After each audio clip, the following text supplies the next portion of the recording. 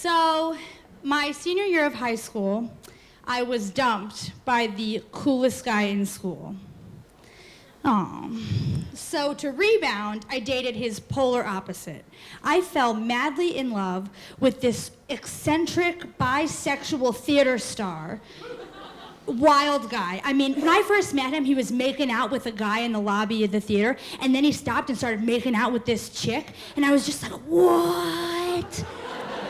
It blew my mind. And he was always doing these like funny, kooky things. Like he would come in with like his grandma's stocking on his head to be funny, or like he would speak in this like fake British accent all the time. And he was just this like enigmatic character, and I just totally fell in love with him. So we started dating. And in a lot of ways, it was the perfect relationship. It was literally like dating your gay best friend, you know? I mean, we would go to theater, we would go shopping, we would come home and watch Ab Fab. I mean, this was like the relationship of my dreams, except that I didn't totally trust him. 2 reasons. First of all was that he was bisexual, and especially in high school, there aren't a lot of people who are openly bisexual, and so my jockey friends were giving me hell, you know, like, your boyfriend sucks cock, you know, and I'm like, I know, and...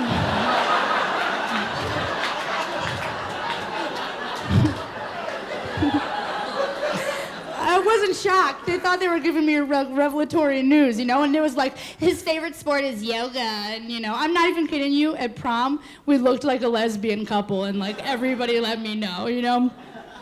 But I loved him, and we were great together, and so, as a result, I was just a very annoying girlfriend, always nagging him, tell me how much you love me, how much you care about me, tell me I'm the most beautiful girl you've ever seen. I needed so much reassurance, you know? The other reason that I didn't trust him is that he was always telling me these really like far-fetched stories about his life and his family, specifically that he was a medium. And I guess in the 6th grade, he had a teacher that went on sabbatical.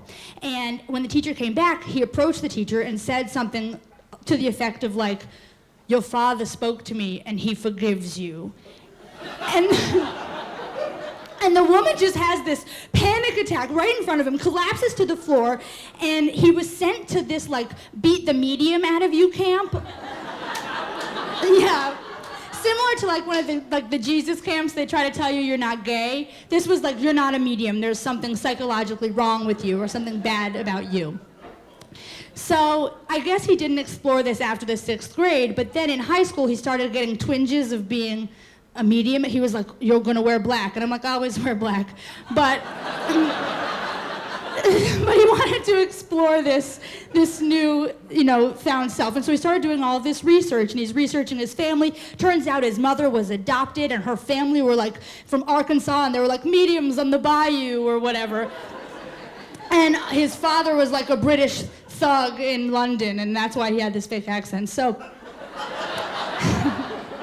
but I would never let him read me because I didn't want to know if he was lying. Like, was he messing with me? It was bad enough that I was dating someone who I had to, like, you know, convince to tell me how much they loved me all the time. Now I had to be convinced that he was a medium. It was just too cray. It was too cray. But it's the night before I go to college, and he's been urging me this whole time to let him read me. So finally, it's the night before I leave to college, and he's like, Sarah, let me read you. And I'm hesitant because I'm like, please don't dupe me, but I'm also a little curious, so I'm like, all right. So he lays his head on my lap, and he's just got his curly fro in my shiz, and he closes his eyes. He's breathing heavily, and he starts saying some stuff that's like, you know, like could be BS, you know, like stuff that's like, your mother and you have been together many years. And one of you is older than the other. You know, it's like, and I didn't buy it. And, you know, it's like, you've been a grandmother 3 times, and in one life you were a milkmaid. And I was just like, okay, whatever, this guy.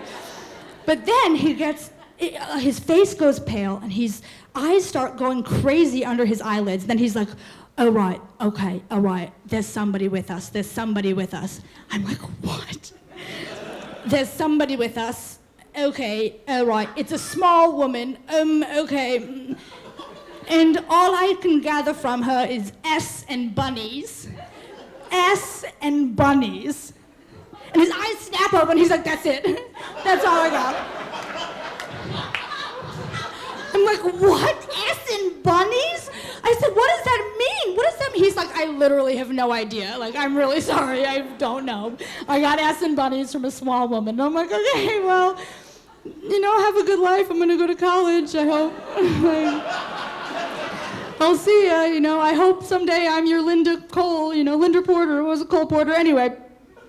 So I thought, well, that was weird, whatever. But the next morning, this was still on my mind, so I go talk to my mom about it because she's pretty spiritual. Like, I knew she'd be into it. She's like every time we see a butterfly, she's like, hi, Papa. So I was like, she's gonna have some insight. So I run into her bedroom. I'm like, Mom, I have to talk to you. This is gonna sound crazy, but Josh read me last night, and he's a medium, and I don't know if this means anything to you, but there's somebody that is like my spirit guide, and she's a small woman, and S and bunnies. Does this mean anything to you? My mother pops out of bed. She's like, what? S and bunnies? I'm like, yes. She shoves me out of the way. She hustles herself up to the attic, gets to the attic, throwing boxes everywhere, pulls out this one box from my childhood and starts rifling through it. And she pulls out this handmade schmuck. It was a schmuck, and it was covered in bunny print, okay? And she's like, do you know what this is? I'm like, literally, I don't know what that is. I don't know. She's like, this is a smock that Grandma Sophie made for you 2 days before she died, 2 days before you were born, 2 days before she died. Oh, what?